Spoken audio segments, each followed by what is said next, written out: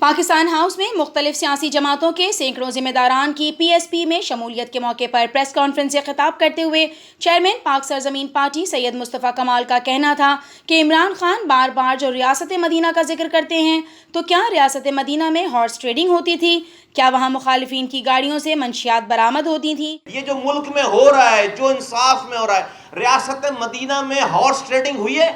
ریاست مدینہ میں M P M N اے کو توڑ کر حکومت کو مضبوط کیا گیا ہے؟ کیا بات بھائی، آپ کریں یہ سارے کام، آپ ہارس ٹریڈنگ بھی کریں، آپ جو ہے وہ ہیروئن بھی ڈالیں لوگوں کی گاڑیوں میں، آپ سب کریں، خدا کے واسطے آپ یہ ریاست آپ کریں بھائی، یہ ملک کے ریاست ہے، اس میں ایسے ہی ہوتا ہے، لیکن بھائی ریاست مدینہ کو بخش دو خدا کے واسطے۔ میں دست بستہ گزارش کرتا ہوں کہ اللہ کے واسطے اسلام کی خاطر ریاست مدینہ کو بخش دیں، کہیں ایسا نہ ہو کہ اللہ کا قہر نازل ہو جائے۔ میری یہ ایک بات مان لیں، خدا کے واسطے ریاست مدینہ کا نام لینا بند کر دیں، خدا کے واسطے عذاب پڑے گا اس کا۔ ریاست مدینہ بنانے والے لوگ اور ریاست مدینہ والے ہی تھے بھائی۔ ہم موجودہ اختیارات میں ہی کراچی کو 6 مہینے میں ٹھیک کر کے بتائیں گے، کیونکہ ہم دن میں سیاسی پارٹی اور رات میں کوکین پارٹی نہیں کرتے۔ انہی اختیار میں میں اللہ کی رضا کے ساتھ ہمبلی بہت عاجزی کے ساتھ یہ دعویٰ کرتا ہوں کہ ہم شہر کو 6 مہینے میں صحیح کر سکتے ہیں، کوئی رونا نہیں روئیں گے۔ یہ آج دے دو مجھے یہ شہر 6 مہینے میں شہر میں گھروں میں پانی آ رہا ہوگا، کچرا اٹھ چکا ہوگا، شہر کی سڑکیں بن چکی ہوں گی، لائٹیں جل رہی ہوں گی، گٹر کھل چکے ہوں گے، اسپتالوں میں دوا ہوگی، اسپتال اور پلے اسکول میں تعلیم ہوگی۔ یہ ہم کر سکتے ہیں، کریں گے انشاءاللہ تعالی، 6 مہینوں میں اس کو صحیح کر سکتے ہیں۔ کیوں کر سکتے ہیں؟ اس لیے کہ ہم نے دن میں سیاسی پارٹی اور رات میں کوکین پارٹی نہیں کرنی ہے۔ کراچی والوں کی خاطر وہ K4 منصوبہ 3 سال کے اندر مکمل کر کے دیں گے اور حکومت کو پیشکش کی کہ فقط 1 روپے فیس کے عوض وہ یہ منصوبہ مکمل کر کے دیں گے۔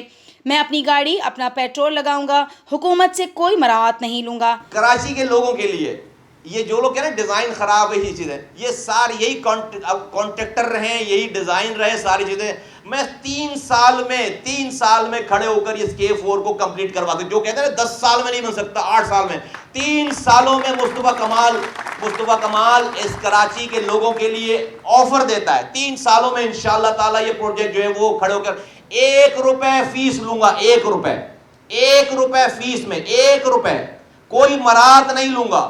کراچی پاکستان کے لوگوں کے لیے یہ لائف لائن ہے K4، کراچی کی معیشت کے لیے، لوگوں کے لیے 1 روپے میں اپنا پیٹرول لگاؤں گا، اپنی گاڑی استعمال کروں گا۔ حکومت ترجیحات کا تعین کرنے میں مکمل طور پر ناکام ہو چکی ہے۔ مصطفی کمال نے کہا کہ پی ایس پی نے 21 جولائی کو مزار قائد کے سامنے باغ جناح میں جلسہ رکھا ہے، جس کا عنوان کراچی اب نہیں تو کب رکھا ہے۔ سارے ٹریڈرز جو ہے وہ ہڑتال پہ جا رہے ہیں، بہت اچھی کنڈیشن نہیں ہے۔ انہی حوالے سے ہم نے 21 جولائی کو قائد اعظم کے مزار کے سامنے جلسہ عام رکھا ہے، کراچی والوں کو بلائے، اور ہم نے اس کا عنوان رکھا ہے کراچی اب نہیں تو کب۔ معاشی پالیسی کو بر وقت نافذ نہ کرنے کی وجہ سے مہنگائی کے طوفان نے عوام کی کمر توڑی، بلکہ عوام کو دفنا دیا ہے۔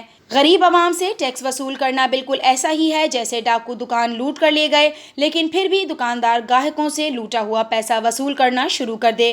حکومت نے یہ آسان رستہ اختیار کر لیا ہے کہ چوری نہیں روک پا رہی، اس چوری کا خسارہ پورا کرنے کے لیے جو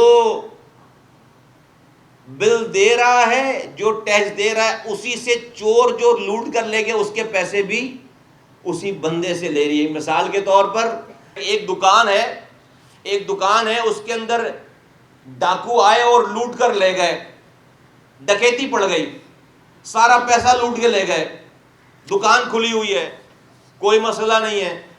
دکان والا کیا کر رہا ہے؟ اب اگلا جو کسٹمر آیا اس سے پیسے دے کر چیز خریدنے کے لیے، وہ جو ڈاکو لوٹ کر لے گئے وہ اس کے پیسے بھی کسٹمر سے لے رہا ہے۔